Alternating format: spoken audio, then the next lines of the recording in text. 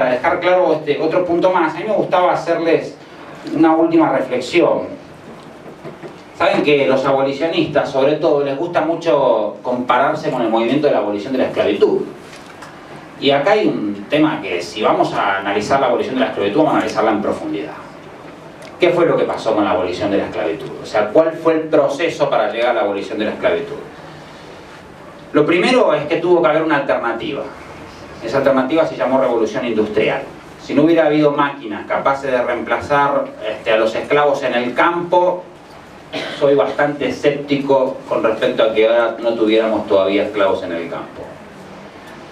Lo segundo es que todo el lenguaje ético y toda la educación ética del asunto de la abolición de la esclavitud y del antirracismo y la lucha contra la segregación es posterior a la abolición y no anterior. Fíjense ustedes que hasta la edición del año 1949, o sea, el mismo año de la Declaración de Derechos Humanos, el diccionario Larousse decía que el negro era un cuasi humano con el cuerpo preparado para el trabajo pesado. Claro, imagínense ustedes que varios de los estados de Estados Unidos mencionaban estudios científicos muy parecidos a los que existen ahora para referirse a los animales, que decían, justificaban la esclavitud de algún modo, vamos a decirlo así. Había uno que me pareció fantástico, aparte por ser el más nombrado. Estos estudios están todos recopilados en un libro que les recomiendo, se llama La Justa Medida del Hombre. Un libro fantástico, recopila estos estudios que llegaron hasta principios del siglo XX. Principio del siglo XX, 100 años. Llegaron estos estudios, uno decía que los negros tenían más generación de sangre que el resto de los humanos, y eso les hacía volverse loco y querer escaparse. No, estudio nombrado, no, pero no termina acá, nombrado en varios estatutos de regulación de la esclavitud en Estados Unidos, en varios estados.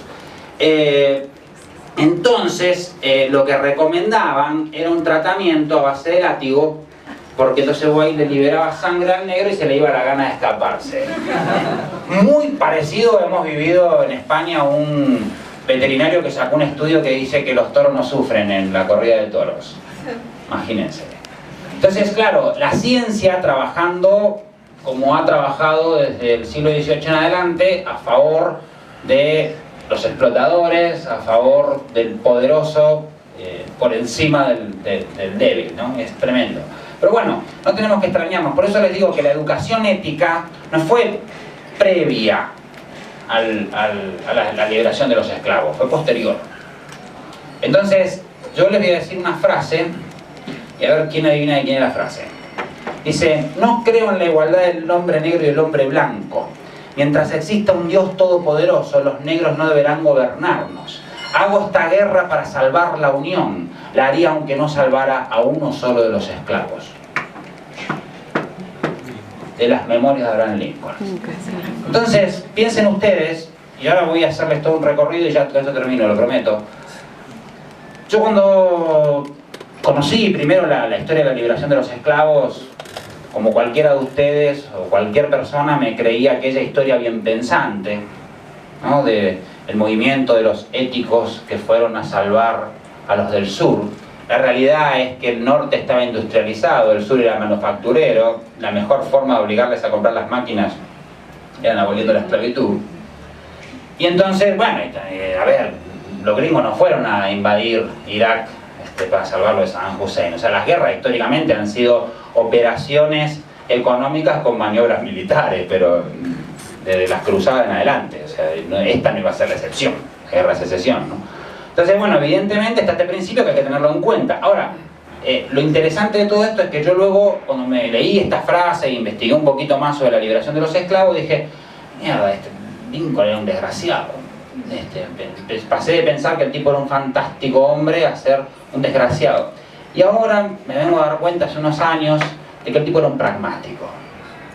Que el tipo resignó discurso para conseguir un objetivo. Les recomiendo que vean la última película que salió de Lincoln, de Steven Spielberg, creo que es. Fantástica. Fantástica.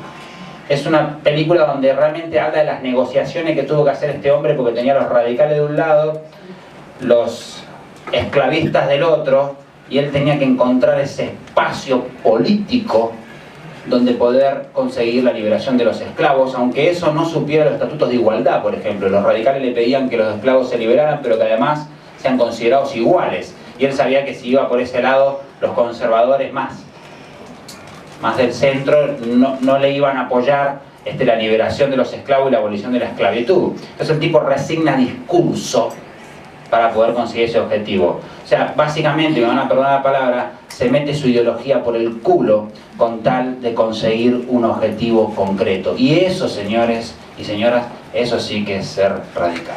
Muchas gracias.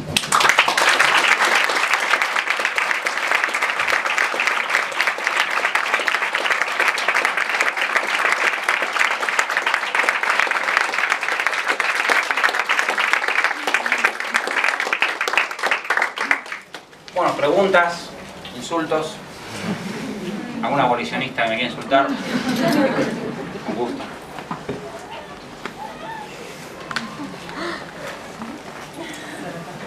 ¿O fui demasiado claro?